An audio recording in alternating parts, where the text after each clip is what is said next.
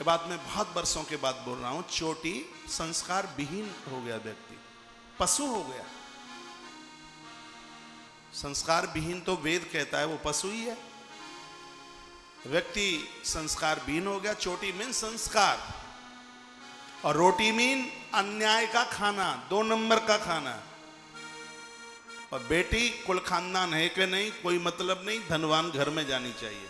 पैसे वाले घर में भले ही परसों फांसी लगा के मर जाए, पैसे वाले घर में जाए। 3 के ऊपर इतना कुठारा घात हुआ है, धर्म का बहुत ह्रास हुआ। क्या पाया हमने इन आजादी के इन वर्षों में? सड़कें बन गई होंगी, सड़कों पर चलने वाले संस्कार ही नहीं है। फैक्ट्रियां बन गई होंगी, स्कूल कॉलेज बने होंगे, जहां रहे उसी में आग लगा दें। कहां रहे संस्कार? संस्कार मिल नहीं रहे हैं। फसल सूखे तो दोष फसल का नहीं है, दोष किसान का है। उसकी लापरवाही थी उसने वो उर्वरक नहीं दिया, उसने खाद पानी नहीं दिया। उसने आज बच्चे रास्ते से भटक रहे हैं। इसमें माता पिता को एक बहुत बड़ा दोष जाता है, परिवार को एक बहुत बड़ा दोष जाता है।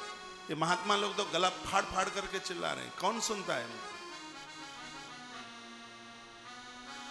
एक बात को मैं निवेदन आपको करूंगा, आज की पीढ़ी को पोलिया मार गया।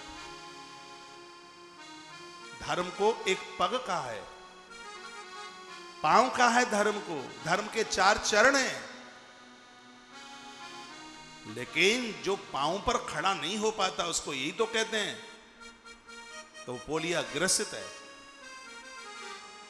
आज की पीढ़ी पोलिया ग्रसित हो गई। सबसे बड़ा पोलिया तो ये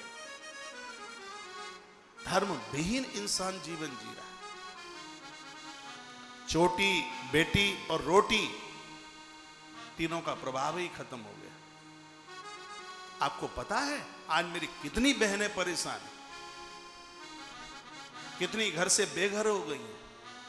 माता पिता कब तक उसको रख लेंगे? उनकी मृत्यु होगी, वो जाएंगे तो सही, फिर उस घर में वो कहां रह पाएगी? अब तो मुंह के वो तो कुछ नहीं कह पाएगी,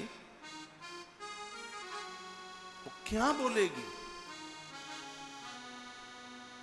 धनवान मत देखिए, चाणक्य ने कहा था, गुणवान देखिए।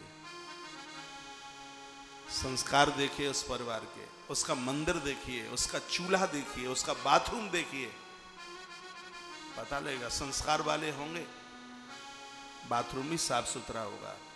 इस घर में कितने लोग गुटखा तंबाकू वाले हैं ये बाथरूम बता देगा, और कोई नहीं बता पाएगा। कितने एमाली हैं, कितने भोगी हैं, कितने व्यसनी हैं, कितने लापरवाह हैं, कितने कामचोर हैं। उनके पड़े हुए अंडरवियर, उनकी तौलियां हैं, उनका पेस्ट, उनका बुरुश, उनका बास्पेशन, उनकी लुढ़कती हुई साबुनदानी, उल्टा पड़ा हुआ मग्गा, ये बता देगा सब इस घर के लोग कितने संस्कार थे। उस घर की देवियां कितनी होशियार हैं कि फुहरियां हैं, उनकी रसोई बता देगी, बेलन उदल लुढ़क रहा होगा, कढ़ाई के ऊपर मक्खी भिन भिना रही होंगी, पतीले का ढक्कन होगा कहीं दूसरी जगह, आटा गुथा हुआ कुछ इधर पड़ा होगा, कुछ चूल्हे के ऊपर रोटियां जल रही होंगी। तो ये संस्कार वहां की गृहिणियों का पता लग जाएगा। तुम्हारी बढ़िया लड़ेती पाली पूली बेटी और इन फुहरियाओं के यहां चली जाए तो वो तो वैसी ही बन जाएगी। शेर का बच्चा गीदड़ा बन गया था, गीदड़ के झुंड में, उसको लगा कि यही हमारे खानदानी है, वो अपना पौरसत्व भूल गया, उसको लगा कि मैं गीदड़ ही हूं। तब किसी ने आके कहा तू गीदड़ा नहीं, तू शेर का बच्चा है, तब उसको पता लगा। अब हम जैसा आदमी आज गला फाड़ फाड़ के चिल्ला रहा है, यही तो कह रहा है कि तुम गीदड़ा नहीं हो, तुम शेर के बच्चे हो। तो गीदड़ा क्यों बन रहे हो? आप शेर के बच्चे हैं, आप अमृत पुत्र हैं, आप साधारण नहीं हैं। संस्कारों की परवाह कीजिए। धन लुटा, कुछ नहीं लुटा। जो व्यक्ति संस्कार बीन हो गया तो मनुष्य से जानवर बन गया, उसका कोई जीवन नहीं रहा।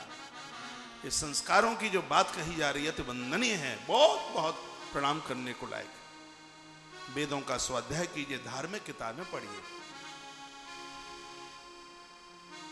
बहुत जोर दिया है इसके ऊपर। वेदा आरंभ संस्कार के साथ साल में एक आध